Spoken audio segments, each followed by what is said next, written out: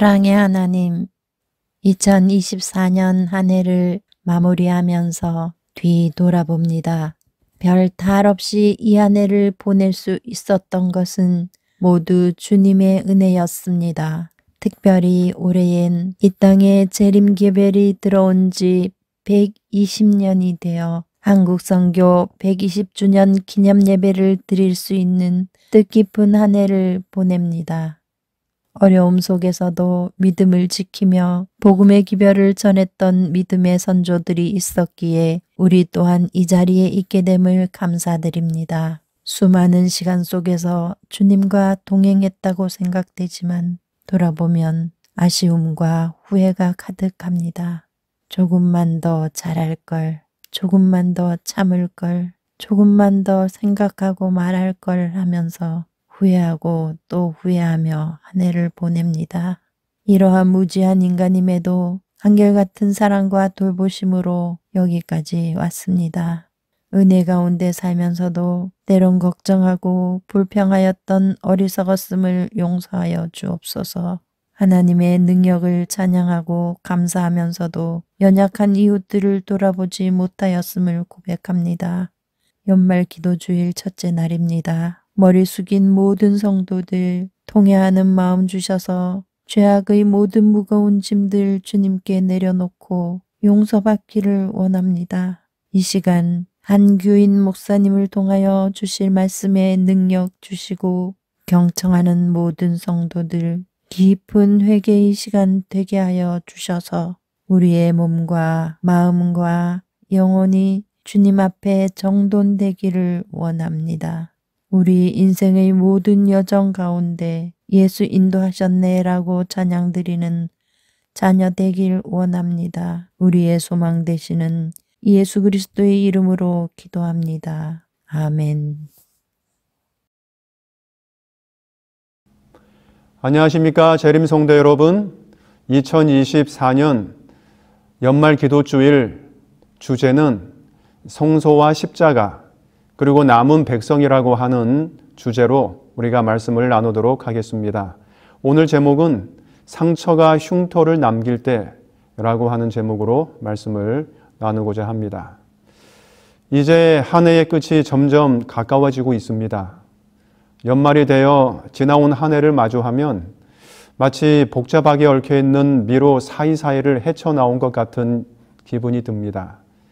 이때의 느낌은 위기를 막 벗어나서 내뱉는 한숨 같은 것입니다. 그러면 우리는 어떤 미로를 헤쳐나온 것이고 어떤 위기를 벗어난 것일까요? 미로와 위기를 합하면 하나의 감정이 나오는데 바로 두려움입니다. 이번에는 어떤 바이러스가 세상을 휘저을지 모르는 두려움, 길거리에 쏟아져 나오는 수없이 많은 인파 가운데서 어떤 사람이 나에게 해를 가할지 모른다는 두려움, 건강검진에서 벌어질지도 모르는 어떤 불길한 예감들, 우리에게는 1000가지도 넘는 두려움이 있습니다. 자녀들의 현재와 미래, 학교에서 내 자녀와 학우들과의 관계, 은퇴기금, 실업에 대한 불만, 쏟아지는 소낙비 같은 범죄들, 원하는 것을 겨우 얻었는데 다시 잃지는 않을까 하는 불안과 두려움 말입니다. 그래서 지나온 한 해를 마주하면 우리는 이러한 미로들을 정말 잘 헤쳐나왔는지 불안한 마음으로 돌아보는 것입니다. 일생을 살면서 우리가 걱정하고 불안해하고 두려워한 시간의 파편을 다 모으면 얼마나 될까요? 실제 현대 연구에 따르면 성인들은 하루 평균 1시간 50분을 걱정하는 데 보낸다고 합니다. 그러면 제가 한번 계산을 해봤는데요. 1시간 50분은 110분이고 이것을 1년으로 환산하면 4150분입니다. 이것을 날짜로 계산하면 27.8일입니다. 사람의 평균 수명을 90세로 하면 사람이 걱정하며 보낸 세월이 6.9년, 거의 7년에 가깝습니다. 그 외에 두려움으로 보낸 시간은 아니지만 일상생활에서 의미 없이 보낸 시간을 어떤 글에서는 이렇게 말하고 있습니다. 평생 신호등 앞에서 6개월, 광고 우편물을 뜯는데 8개월, 잃어버린 물건을 찾느라 1년 반, 줄 서서 기다리는데 자그마치 5년을 보내게 된다고 합니다. 이런 시간의 조각들을 다 모으면 얼마나 될까요? 이 모든 순간들을 우리가 다 하나님께 드렸다면 우리의 삶은 얼마나 달라졌을까 하는 것입니다. 우리의 삶을 불안하고 두려움으로 만든 것은 무엇일까요? 그리고 우리의 삶을 의미 없는, 그래서 공허하게 만드는 것은 무엇일까요? 성경은 그것을 죄와 죄악 때문이라고 말을 하고 있습니다. 성경에서 죄는 하마르티아인데 그 의미는 관역을 빗나가다, 목표에서 벗어나다는 뜻을 가지고 있습니다. 이 용어는 죄의 본질을 이야기할 때 사용되는 단어입니다. 또 하나는 죄악인데 이것은 아디키아입니다. 이 용어는 의라는 의미의 디카이오시네의 반이어로서 의미는 하나님의 법에 대한 위반인데 주로 도덕 규범을 따르지 않는 행동들을 가리킬 때 사용하는 단어입니다. 굳이 정리를 하자면 죄는 나무의 뿌리이고 죄악은 그 나무의 열매입니다. 한 해를 살면서 우리들을 그토록 불안하게 하고 걱정하게 한 것은 바로 이 두 요소 때문입니다. 그러면 어떻게 해야 할까요? 어떻게 이 죄와 죄악의 문제를 풀어내야 할까요? 성경에서 말하는 두 가지 사건과 제도를 통하여 그 실마리를 풀어보고자 합니다. 먼저 죄가 어떻게 시작되었는가를 잠깐 살펴보도록 하겠습니다. 이 세상에서 죄는 하나님의 말씀과 인간의 생각이 충돌되었을 때 일어났습니다. 인간의 생각은 뱀을 통한 사단과의 대화를 통해 시작되었습니다.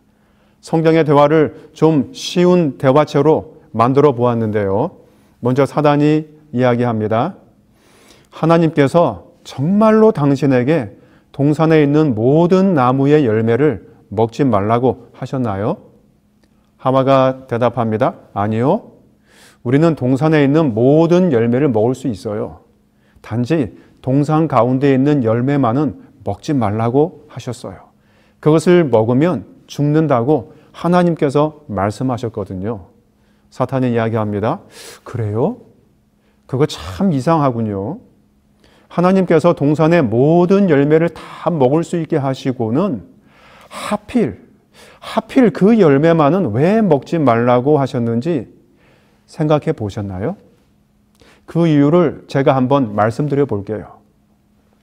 하나님께서는 이 열매를 먹으면 당신과 당신의 남편의 눈이 밝아져서 하나님처럼 되어 선악을 구별할 줄 아는 능력이 생기기 때문에 그런 거예요. 그렇지 않고서야 그 열매를 왜 금했겠어요? 하나님처럼 되면 절대 죽을 일이 없을 거예요. 한번 잘 생각해 보세요.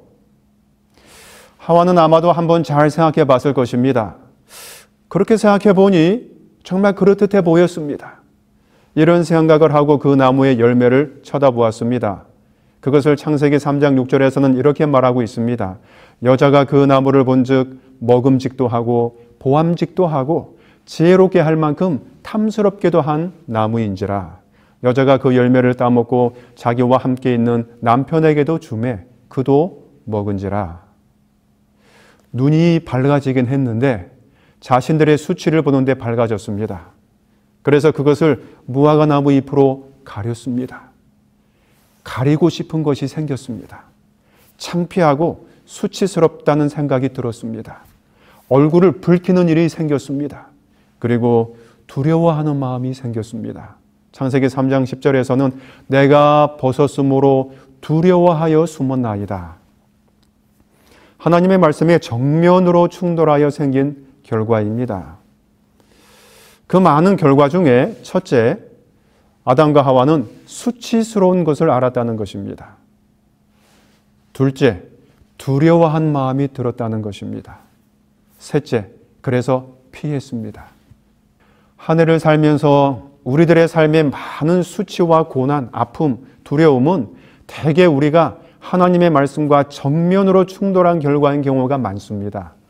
그런데 사실 그 충돌의 원인은 우리가 사단과 대화를 하면서 생긴 결과입니다.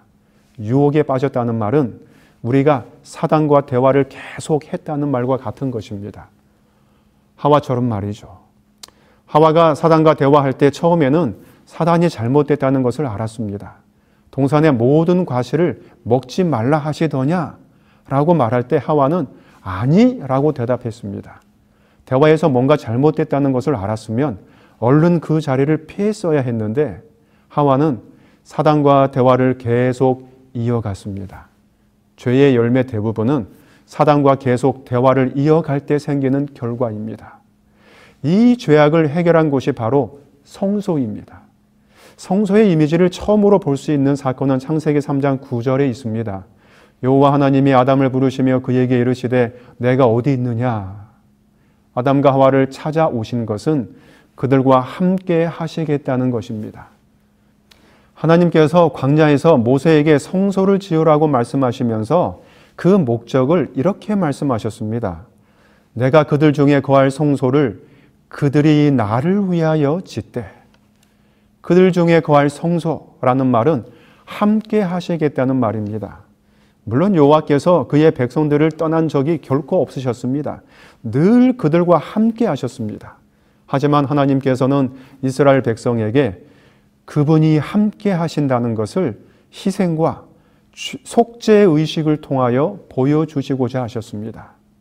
이러한 개념을 하나님께서는 아담과 하와가 죄를 짓고 에덴 동산에서 쫓겨나갈 때 그냥 보내시지 않으시고 가죽옷을 지어 입히시면서 그 사실을 보여주셨습니다. 여호와 하나님이 아담과 그의 아내를 위하여 가죽옷을 지어 입히시니라.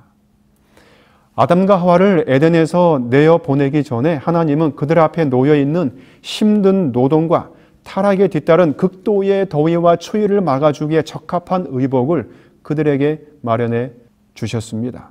또한 그 가죽옷은 그들이 잃어버린 순결함과 죄의 삭신 사망과 그분 자신의 대속적인 죽음을 통해서 세상의 죄를 없이 할 하나님의 약속된 어린 양을 항상 상기시켜 줄 것이었습니다. 이것을 재림교회 주석에서는 창세기 3장 21절을 통해서 이야기를 하고 있습니다. 죄를 짓고 난 다음에 벌어진 첫 번째 사건은 희생이었습니다. 무엇입니까? 누군가가 죽어야 한다는 것입니다. 가죽옷은 그 희생에 남긴 흔적이었습니다. 그것은 먼 훗날 하나님의 약속된 어린 양을 상기시켜 줄 것이었습니다. 그 가죽옷을 죄인의 몸에 입힘으로 하나님께서 그들과 함께 하신다는 것을 강력하게 나타내시고자 한 것입니다. 하나님께서는 비록 죄를 지은 인간이지만 홀로 버려두지 않으시고 그들의 옷이 되어 주셔서 그들의 수치를 덮으시고 그들과 함께 하셨습니다. 얼마나 귀한 사랑인지 모릅니다. 이 사랑을 먼 훗날 하나님께서는 이스라엘 백성에게 성소를 지으라고 말씀하시면서 그분의 마음을 드러내셨습니다. 여러분, 감정과 사랑은 냄새와 같아서 감추어질 수 없다는 말이 있습니다. 내가 그들 중에 거할 성소, 그 성소를 그들이 나를 위하여 지으라고 말씀하셨습니다. 여기에서 하나님의 본 마음이 드러났습니다. 성소는 우리를 위하여 짓는 것뿐만이 아니라 우리와 함께 거하기를 원하시는 하나님을 위하여 짓는 것입니다. 우리를 사랑하시는 하나님의 마음이 강력하게 나타난 곳이 바로 성소, 성막입니다. 그러므로 죄를 지은 죄인이 두려운 마음으로 성막에 가는 것이 아니라 우리와 함께 거하기를 간절히 원하시는 그 하나님을 만나러 가는 곳이 바로 성막입니다. 우리와 함께 하시기를 원하시지만 이사야서 59장 2절에 나와 있듯이 죄악이 너희와 너희 하나님 사이를 내었기 때문에, 즉 우리와 하나님 사이를 갈라놓았기 때문에 그것을 먼저 해결하자는 것입니다. 성소는 이스라엘 백성들에게 하나님의 언약 그리고 그분의 임재를 친히 목도하는 중요한 장소입니다. 하나님의 백성의 정체성을 확인하는 장소입니다. 성소를 잘 알려면 출애굽의 사건을 우리가 간단하게 먼저 살펴보아야 하는 일이 필요합니다.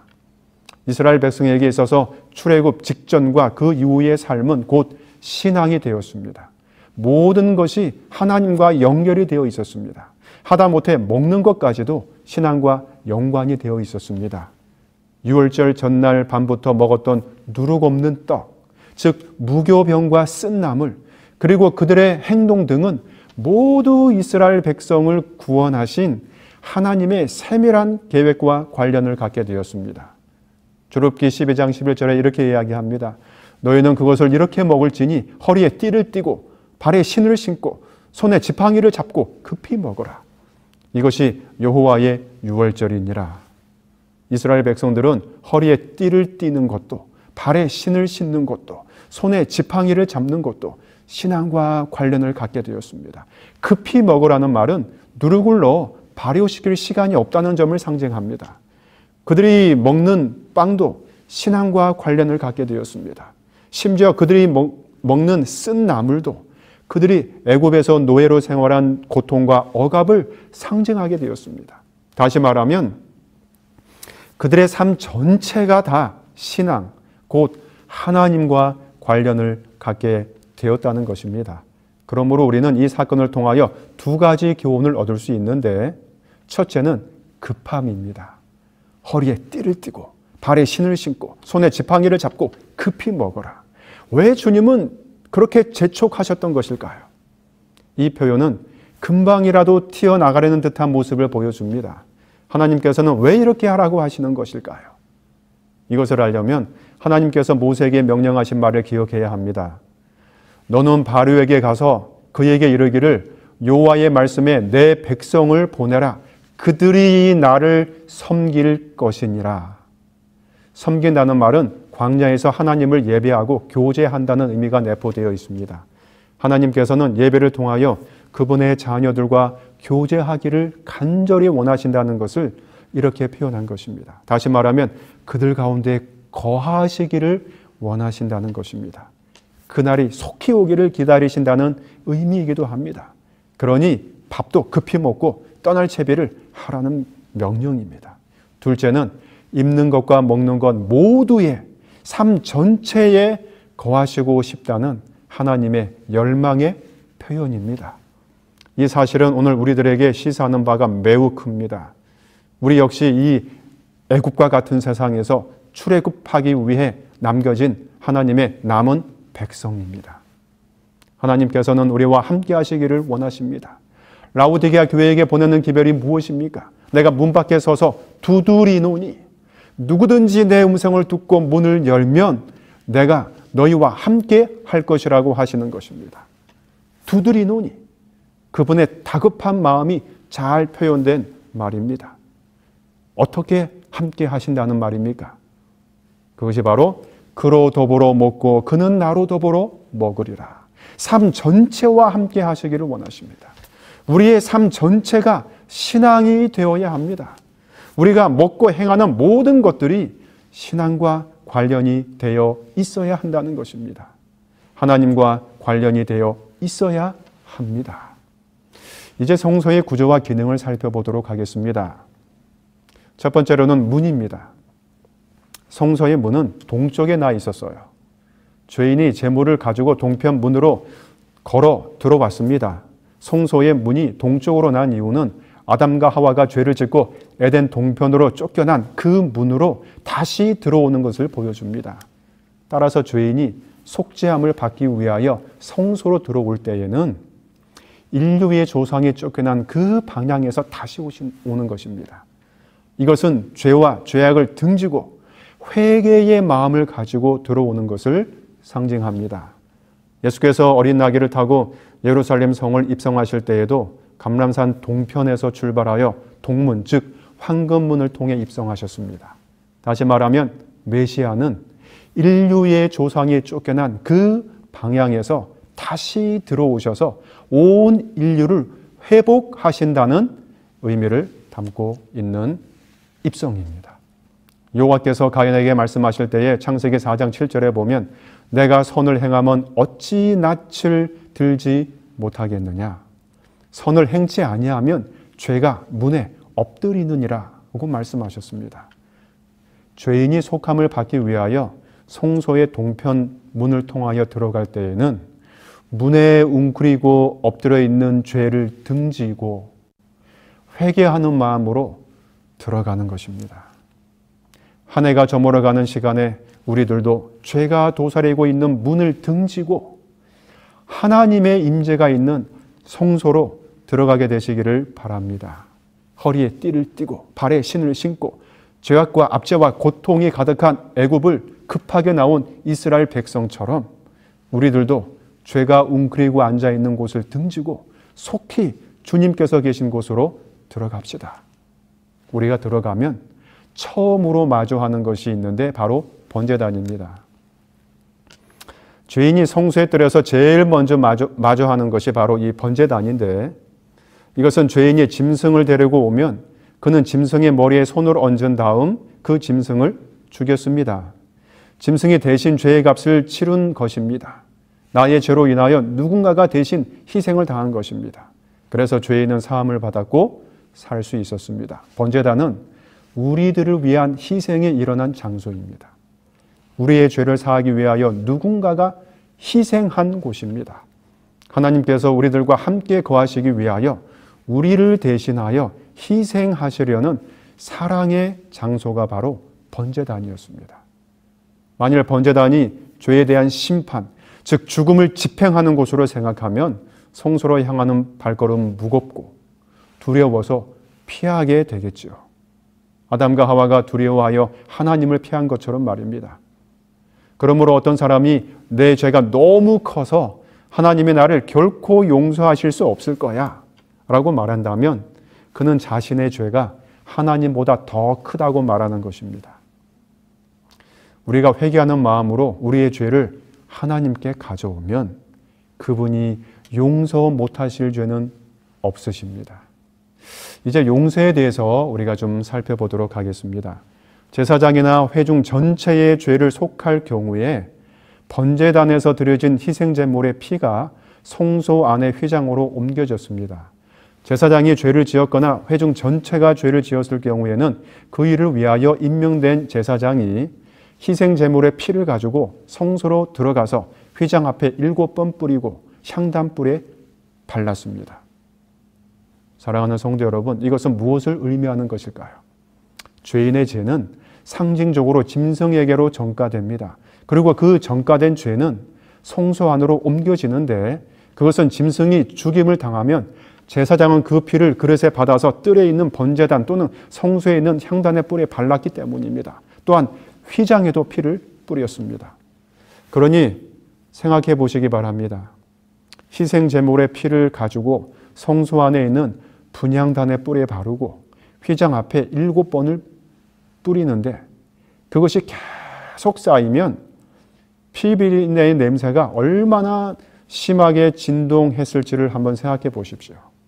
그 당시의 성막은 통풍이 잘 되지 않는 구조였습니다. 우리가 잠깐 살펴보면 성막의 덮개는 4겹의 덮개로 덮여져 있었는데 첫 번째 덮개는 가장 안쪽의 덮개인데 고운 아마포와 청색, 자색, 홍색 실로 짜여진 아름다운 휘장으로 되어 있었습니다. 두 번째 덮개는 염소털로 만들어졌었고 튼튼하고 질긴 속성 때문에 방수 기능이 있어서 성막을 외부로부터 보호해 주었습니다. 세 번째 덮개는 붉게 물들인 순양의 가죽으로 만들었습니다. 마지막으로 네 번째 덮개는 해달 가죽으로 만들었는데 가장 바깥쪽을 덮었습니다. 그러니 생각해 보십시오. 통풍도 제대로 안 됐을 구조인데다가 계속 피가 쌓여 있으면 그 피 비린내가 진동을 해서 제사장이 아마도 제대로 예식을 수행할 수 없었을 것입니다. 그래서 분향단에서 피에 오르는 향은 크게 두 가지 기능을 했는데 첫째는 피의 냄새를 덮어서 실제로 제사장이 성소 봉사를 하는데 많은 도움을 주었을 것이고 둘째는 기도를 통한 용서의 정신을 상징합니다. 이것은 서로 관련이 되어 있는데 상징적인 깊은 의미를 가지고 있습니다. 성소에서 피어 오르는 향은 기도를 상징했습니다. 시편 141편 2절에 보면 나의 기도가 주의 앞에 분향함 같이 되며 부자 선지자 353쪽에서는 이렇게 이야기하고 있습니다. 지성소의 휘장 앞에는 끊임없는 중보의 제단이 있었다. 성소 앞에는 끊임없는 속죄의 제단이 있었다. 피와 향으로 말미암아 하나님께 접근하게 되어 있었는데 이것들은 크신 중보자를 가리키는 상징들이었다. 그분을 통해서 죄인들은 여호와 앞에 가까이 나아갈 수 있으며 그분을 통해서만 자비와 구원이 회개하고 믿는 영혼에게 허락될 수 있다. 가랴법은 기별 1권 333쪽에는 이렇게 말하고 있습니다. 그리스도는 향기이시며 그대들의 탄원을 하늘 아버지께 받게 하시는 것은 거룩한 분향이다. 그래서 분향단의 향은 그리스도의 중보 사역을 상징합니다. 그러므로 우리가 드리는 기도는 그리스도의 중보 사역에 힘입어 하나님께 상달되는 것입니다. 성소 안으로 이동한 죄와 그 피의 냄새를 분향단에서 피어오르는 향이 덮습니다. 향은 기도라고 했는데 무엇에 대한 기도이겠습니까? 성소는 죄가 사해지는 곳입니다. 그러므로 용서와 관련되어 있는 것입니다. 연말 기도주일에 우리가 눈여겨보고 집중해야 할 곳이 바로 분향단에서 피어오르는 향입니다. 하나님께서는 그리스도의 희생과 중보를 통하여 우리의 죄를 사하십니다. 향은 용서의 정신으로 가득 차야 합니다. 구약 성경에서 카파르의 의미는 본래 덮다라는 것입니다. 그래서 이 단어의 의미는 속죄 또는 죄를 사하다, 용서하다의 의미로 발전됩니다. 분향에서 피어오르는 향은 성소로 옮겨온 죄와 피를 덮었습니다. 우리가 지은 죄로 인하여 난 상처가 흉터를 남길 때 그 향이 그 흉터를 다 덮어 없이 하시는 것입니다. 이 향은 제사장이 아침과 저녁으로 끊이지 않고 계속 피어오르게 해야 했습니다. 그리스도께서 우리의 죄를 카파르 덮으시고 우리를 위해 끊임없이 중보하시듯이 우리들도 우리 형제들에 대해서 이런 마음을 가지고 살아야 한다는 것입니다. 해밍웨이의 단편 모음집 중에 이런 짤막한 이야기가 있습니다. 스페인에 어느 엄한 아버지가 있었습니다. 아버지는 아들과 사사건건 충돌을 합니다. 아버지의 시각으로 볼 때 그 아들이 하는 일이 못마땅합니다. 아들의 시각으로 아버지를 볼 때 아버지가 이해가 되지 않습니다. 계속 충돌한 나머지 이 아들은 집을 나가버리고 맙니다. 가출을 해서 몇 해 동안 방황합니다. 아들을 보내고 나서 아버지는 괴롭습니다. 그래서 항상 가슴 아파합니다. 잘못이 있어서 사람답지 못해서 희망도 없어서 내보냈지만 아들을 내보낸 아버지는 여전히 괴롭고 가슴이 아팠습니다. 아들을 용서하지 못한 아버지는 절대로 편안할 수 없습니다. 마침내 용서하기로 굳게 결심하고 신문 광고에 기사를 냈습니다. 아주 짤막하게 냈습니다. 파코, 그 아들의 이름이 아마도 파코였습니다. 파코, 화요일 정오 몬타나 호텔에서 만나자 다 용서했다, 아빠가. 신문 광고를 냈습니다. 예정된 시간 정오에 호텔에 가보았더니 무려 800명이나 되는 젊은이들이 모였습니다. 파코라는 이름이 아주 흔한 이름이라서 파코라는 이름으로 집 나간 아이들이 그렇게 많았던 것입니다. 용서받지 못한 자들이 그렇게 많았던 것입니다. 그들은 용서가 그리웠습니다. 그래서 모였던 것입니다. 한 해를 마무리하는 계절에 용서받지 못한 자들이 우리 주위에 배회하고 있을지 모릅니다. 몬타나 호텔에 모여있던 800명의 사람들 가운데는 우리의 가족도 있을 것입니다. 우리의 부모님도 있을 것입니다. 우리의 자녀들도 있을 것입니다. 친척들도 있을 것입니다. 친구들도 있을 것입니다. 심지어 우리들의 교우들도 있을 것입니다. 용서를 기다리는 자들이 있다면 그들을 성소로 데려갑시다. 우리들의 마음에 있는 성소로 그들을 초청해 봅시다. 우리의 마음속에 있는 분향단에서 피어오르는 향으로 그들의 허물을 덮을 용기를 내봅시다. 그러면 그 용서의 향이 하늘 성소로 올라갈 것입니다. 남의 허물을 드러내지 않고 그 허물을 덮어주며 그들의 처지를 이해하고 포용하고 용서해야 합니다. 왜냐하면 우리 모두는 죄인이지만 주님의 희생을 통하여 용서함을 받았기 때문입니다. 주님께서는 성소에서 우리들을 만나기를 원하십니다. 광야에서 성막, 성소가 위치한 곳은 이스라엘의 12지파 진영의 중심에 있었습니다. 레위의 네 자손, 아론, 고핫, 무라리, 게르손 자손이 동서남북 각각의 방향에 위치해 있었고 그 다음에 세 지파씩 동서남북에 각각 배치되었습니다. 물론 요셉 지파에서 므낫세, 에브라임 지파가 나뉘어서 12지파의 수를 채웠죠. 성소의 거리가 지파에 따라 멀거나 가깝지 않고 항상 일정했습니다. 마음만 먹이면 언제든지 성소에 접근할 수 있었습니다. 지금도 마찬가지입니다. 예수 그리스도께서 지금도 우리를 위하여 중보의 봉사를 하시는 하늘 성소에 갈 수 있습니다. 그것이 어떻게 가능합니까? 기도를 통하여 갈 수 있습니다. 왜냐하면 주님께서 우리들의 기도를 분향단의 향과 함께 하나님의 보좌 앞으로 올라가게 해 주신다고 말씀하셨기 때문입니다. 이것이 성소의 기별입니다. 성소의 분향단에 있는 향이 우리 마음에서 잘 피어나지 않으면 주님께 능력을 구합시다. 주님께서 우리들에게 힘을 주실 것입니다. 주님께서는 구하는 자에게 주십니다. 심지어 믿음도 주십니다. 귀신 들린 아들을 데리고 온 아버지의 사건을 우리 다 기억하고 있지 않습니까? 주님께서 할 수 있거든이 무슨 말이냐? 믿는 자에게는 능치 못할 일이 없다고 말씀하셨을 때 이 아버지는 아들을 낳게 하고 싶은 간절한 마음으로 믿나이다라고 말했습니다. 하지만 곧 자신에게는 그러한 믿음이 없다는 것을 깨닫고 나의 믿음 없는 것을 도와주소서라고 간청하였습니다. 그는 믿음은 없었지만 정직하였습니다.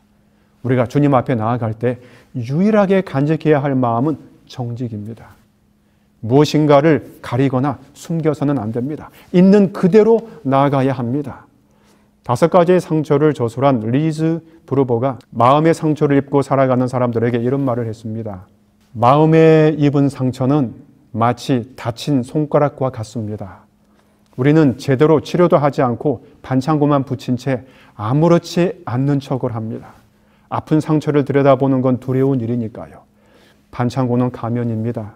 가면을 쓰면 상처받지 않은 듯 살아갈 수 있다고 믿지만 그 상처는 여전히 아프고 우리 안에 고스란히 존재합니다. 당신도 나도 그 사실을 알고 있습니다.